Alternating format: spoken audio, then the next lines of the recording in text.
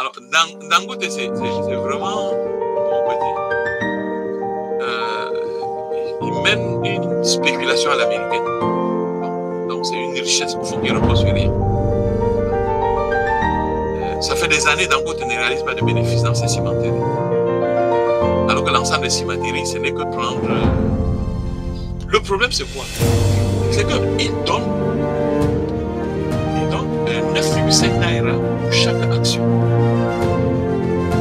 Que la société perde, réalise des bénéfices ou perde de l'argent. C'est trop facile comme ça. Dans celui qui a le plus grand nombre d'actions. Le pire, c'est quoi? La raffinerie de pétrole. Reuters dit qu'au total, au marché, au total, il faut 25 milliards d'euros. Il n'y a aucune société qui raffine le pétrole dans le monde qui n'extrait pas lui-même le pétrole. Il va prendre le pétrole. Puisque l'État du Nigeria a déjà... La Chine a aidé le Nigeria à construire ses raffineries de pétrole.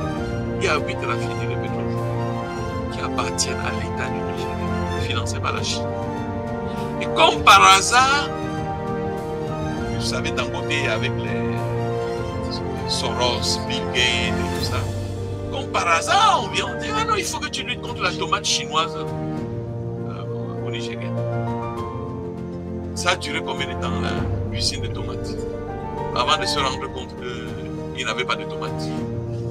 Donc, c'est pas parce qu'on s'appelle Dangote qu'on met l'usine de tomates et ça marche. Donc, maintenant, on passe au pétrole. Il veut raffiner 750 000 tonnes par jour. Non, 750 000 barils par jour. C'est moins de tonnes. Le gouvernement du Nigeria dit, je peux te livrer 350 000 seulement. Parce que lui-même raffine 460 000 barils par jour. Donc le gouvernement raffine déjà. Mais on nous a dit, ah non, pour éviter que le Nigeria importe, la Chine avait déjà résolu le problème du Nigeria.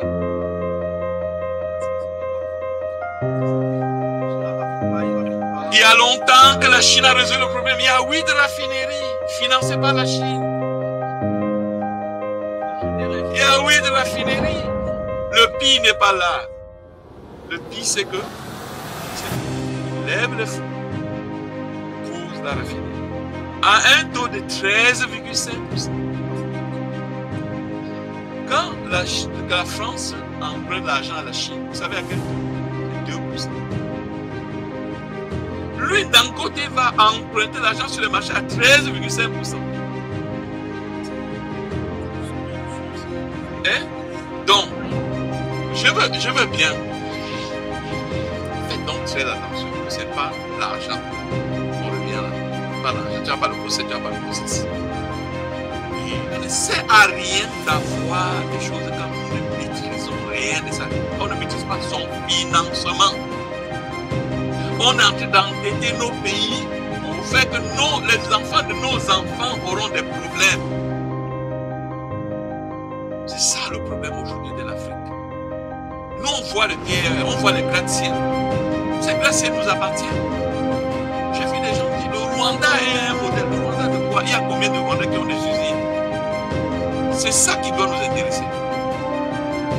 Si les Africains ne sont pas propriétaires des usines, ça nous intéresse. Moi, j'ai dit au gouvernement du Cameroun, je préfère que vous laissiez le Cameroun comme au Moyen Âge, plutôt que d'endetter les enfants de nos enfants.